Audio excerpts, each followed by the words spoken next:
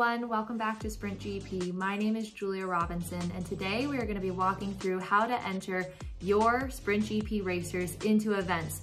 Now, whether this is a motorcycle racer or an open wheel racer, it's going to be the same for both. So we're going to head on over to sprintgp.com and enter a few races. Alrighty, so once you find yourself on sprintgp.com, first of all, make sure you are logged in with your MetaMask wallet that currently holds your SprintGP racers. So you'll see that right up here. If you are not connected, this button right here will say connect wallet, and it'll take you through the prompts to get yourself connected.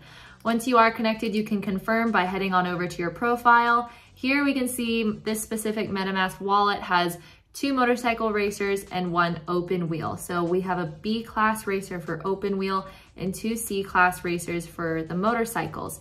Now this is gonna really determine what events I'm eligible to actually enter and participate in. And so let's go on over to the actual events page to better understand how to interpret that. So if you go to racing, you'll see you can either go to motorcycle or open wheel. Let's start by going to motorcycle. These are all the events that are currently open or have just recently closed. You will also see all open events and recently closed in the queue here as well. If it has not yet been filled, the scheduled time will say pending. Now for motorcycle racing, it requires 10 motorcycle racers to fill an event, close the event, and then it will run 20 minutes later, and the results and live feed as well as replays will be available on the SprintGP website. So up until there are 10 racers in an event, this will say pending. Once it reaches that limit, there will be a countdown clock. And you can also subscribe to email notifications so that you can make sure that you are around to watch your racers and events live. So here you'll see we can go by number of registered. These are all, you are able to filter all this information. So number of registered, we know we only have C class racers. And so now we're filtered by available races by C class. So to know which races I want to enter, I'm gonna have to go back on over to my pages for my profiles and better understand the data behind each racer. Now, if you saw last week's video, you know that we did go through all of that data behind the NFTs. And so that's gonna be really important as we're entering races.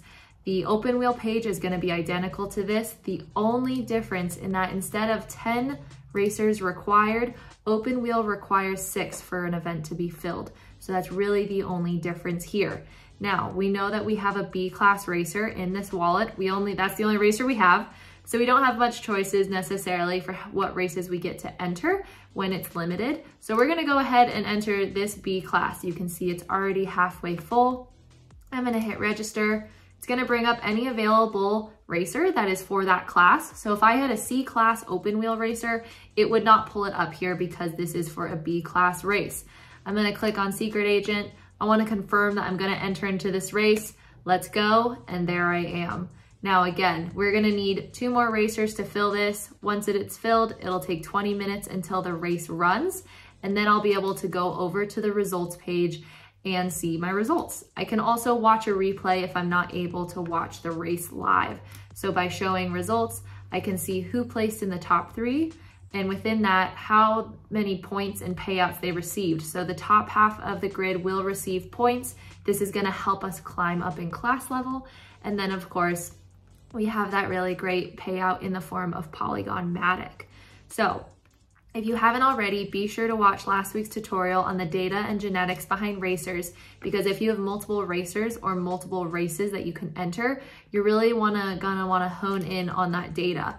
And so just as a refresher, you can click on any of your racers, go to more details, and go to the traits tab. This is gonna show you where your racer shines. Now, off the bat, this racer looks like it maybe has a little bit of weaker data and traits behind it, but not necessarily. Even though 3 out of the 5 are recessive traits, predator prey, as we talked about last week, is in regards to passing. I know here that I'm gonna wanna enter into shorter events, so maybe not a 10-lap race. We're gonna look more for sprints because my consistency and deterioration is a little bit weaker.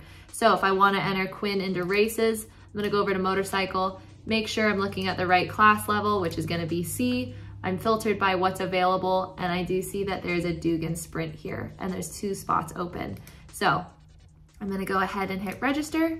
I have the option to enter Stokely or Quinn, but I think I really want to enter Quinn here because it is a sprint race. Go ahead, let's go, and Quinn is entered.